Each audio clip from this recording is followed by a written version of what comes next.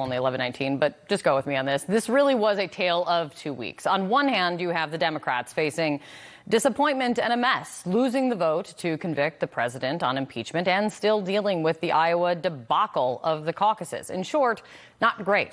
On the other hand, you have the president's week, acquitted on impeachment charges. As you see, that was a celebration yesterday at the White House, enjoying the highest approval rating of his presidency, according to Gallup. And as of this morning, facing more evidence of a strong economy, a far better than expected jobs report with 225,000 jobs added to the economy in January. So what are the lessons here when we look ahead to 2020? Joining me right now, Democratic Congresswoman Debbie Dingell of Michigan. It's great to see you, Congresswoman. In 2016, we've talked about this many times, when so many other Democrats were saying Trump couldn't possibly win, there is no way. You saw the strength in his message that he had in Michigan, and you predicted he could win. And you saw it on the ground in your district. What are you hearing and thinking today, now, when you see, I don't know, the tale of these 2 weeks and what we have seen recently when you're looking at 2020? So I'm going to sort of react to that question in a couple of different ways, because I also want to say to you that I think the last 2 weeks have been some of the saddest I've seen in my professional career, at the division that we even see in this Capitol Dome. The State of the Union, both sides. It was just, it's supposed to be a time of coming together as Americans, and that it's clearly been a difficult week. So having said that, right now, I don't ever tell people what I don't think. So I think President Trump could win again. But I think it's a long time between now and November. I think Democrats have a challenge that we've really got to talk about the issues that matter to working men and women in language that they understand. But I think the president's got to be careful, because his job as president is to try to find a way to bring this country together. And I think that division could hurt him in the end. You mentioned the State of the Union, and I have been wanting to ask you about this, and I was so thankful that you could come on, because just when, and I don't know, maybe I'm being Pollyanna, just when you thought that it couldn't get worse in terms of the division and the uncivility that we see, you saw what this back and forth between the president attacking the speaker and the speaker then going after him in return. This all just really yesterday. Let me play this for our viewers. Nor do I like people who say, I pray for you, when they know that that's not so. He's talking about things that he knows little about, faith and prayer. She may pray, but she prays for the opposite. But I doubt she prays at all. And these are vicious people. There's the short term and the long term. I want to get your take on in this, right? Like, when you see that, what does this mean for getting anything done in the next 10 months to the election and beyond? But also, to the point that you're talking about, the just pure and simple need for some modicum of civility to return to the way we talk about each other in politics and outside of it. What does this do?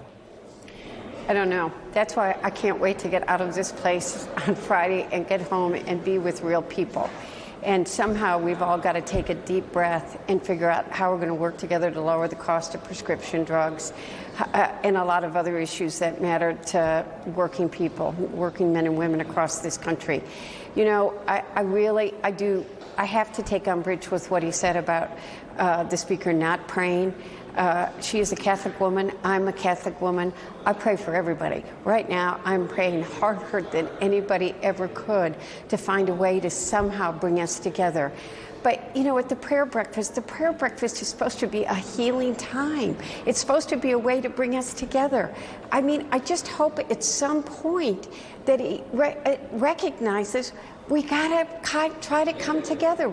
We gotta respect each other. We can disagree agreeably. So I'm hoping this has been an intense week, a not good week. I mean, I guess the president thinks it's been a good week for him, but I'm worried about how people feel, period, in this country, in the division. And let's see where we go in the next few weeks.